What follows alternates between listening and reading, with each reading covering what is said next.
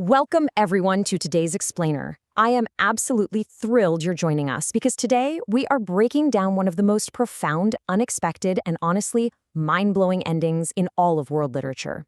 We're talking about the final chapters of the Mahabharata. Specifically, we'll be diving into the Mahaprastanika and Svargarohana Parvas, which literally translate to the books of the Great Journey and the Ascent to Heaven. These detail the Pandavas' final spiritual journey. And listen, if you think you know how this epic wraps up just because you know who won the Kurukshetra War, well, you are in for an incredible surprise. It's a fascinating question to pose, isn't it? What actually happens after you win the greatest, most devastating war in history? For the Pandavas, the earthly victory at Kurukshetra and even their rule over the kingdom afterward was actually just the preamble to their ultimate test. The physical battles fought with weapons were completely over, but the battles fought within the soul, those were just about to reach their absolute peak. So let's get right into it. How did they even know it was time to just pack it all in? Well, the ancient texts describe these incredibly ominous signs. Arjuna, the greatest warrior of his age, suddenly finds that his legendary celestial bow Gandiva just stops working. It's totally useless. His previously inexhaustible quivers are suddenly empty, and he literally forgets the mantras to summon his divine weapons. When they consult the great sage Vyasa about this, he drops a heavy piece of wisdom on them.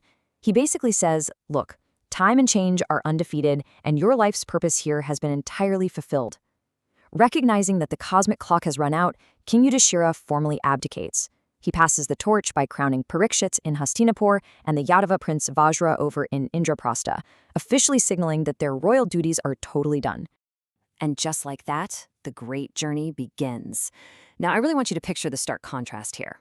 These are the undisputed rulers of the known world, figures of unimaginable royal wealth and glory, and they are leaving absolutely everything behind. They swap their silks for simple animal skins and tree bark rags, stepping fully into the life of wandering ascetics. The five brothers and their beloved wife Draupadi set out on a final walk. And in a very interesting little detail, they're joined by a seemingly ordinary stray dog who just starts following them. This right here brilliantly illustrates the absolute core of this entire final journey. Every single step they take from here on out and every consequence they face is fundamentally rooted in one overarching cosmic concept, the interconnected pillars of Dharma. To truly understand this ending, we absolutely have to look at all their actions through this specific cosmic lens. Let's make sure we're totally clear on what that means in this context. Dharma is that which upholds, sustains, and maintains cosmic and social order. It encompasses duty, righteousness, natural law, and your inner truth. But the crucial thing to remember, and this is super important for our story, is that Dharma is highly contextual. It shifts depending on your role, the time, and what stage of life you're in. For the Pandavas, their Dharma has completely shifted. They've gone from being righteous warriors and kings to ascetics seeking ultimate spiritual liberation. The rules of the game have changed. Let's trace their literal footsteps for a second. They start out heading east to the Red Waters, which is likely the Brahmaputra River, where the god Agni actually appears and reclaims Arjuna's Gandiva bow, essentially stripping him of his warrior identity for good. From there, they travel south until they hit the sea, and then turn west to follow the coast. When they finally reach the once glorious city of Dwarka, they find it completely submerged by the ocean. The sources note that this depressing, catastrophic sight hits them really hard, propelling them to turn north. They make a stop at Rishikesh, and then begin the grueling final ascent across the freezing Himalayas, heading straight toward the spiritual peak of Mount Sumeru. But as they're climbing through the sheer freezing heights of the Himalayas, a massive narrative twist occurs. Almost the entire party dies before they even reach the summit. Which, really begs the question, if these were the righteous victors, the undisputed heroes of the epic, why did they fall? This is where the story brilliantly forces these larger-than-life legendary figures to confront their deeply human, fatal flaws. What is just truly tragic here is the rhythm of it all, as the siblings fall one by one. As each one collapses into the snow, Yudhishthira calmly explains exactly why they cannot enter heaven in their mortal bodies. It's like a domino effect of human frailty. Draupadi falls first because, despite being equally married to all five brothers, she held a secret, deep partiality for Arjuna. Next is Sahadeva, undone by his sheer arrogance and thinking no one on earth equaled his wisdom. Then Nakula goes down, and his vice was vanity over his handsome looks. Even the mighty Arjuna falls, weighed down by his overwhelming pride in his unparalleled archery skills. And finally, Bhima collapses. His fatal flaws, gluttony, eating unmindful of anyone else's hunger, and an intense, blinding pride in his own physical strength.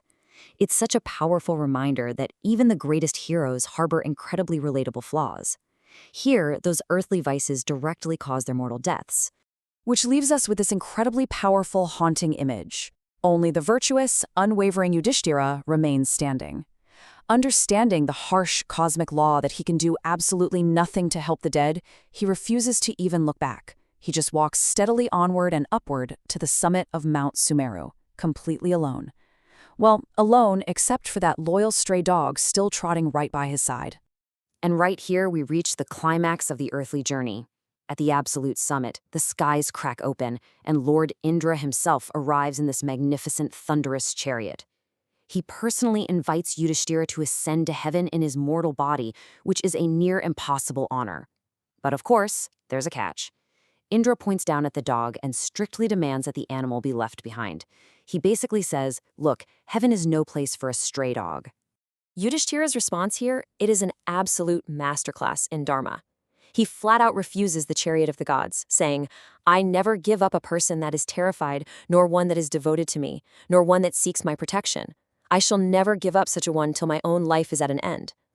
To Yudhishthira, abandoning a loyal companion just to secure his own personal happiness would be a massive sin. It would be a total betrayal of everything he stands for. And then, boom, the ultimate reveal.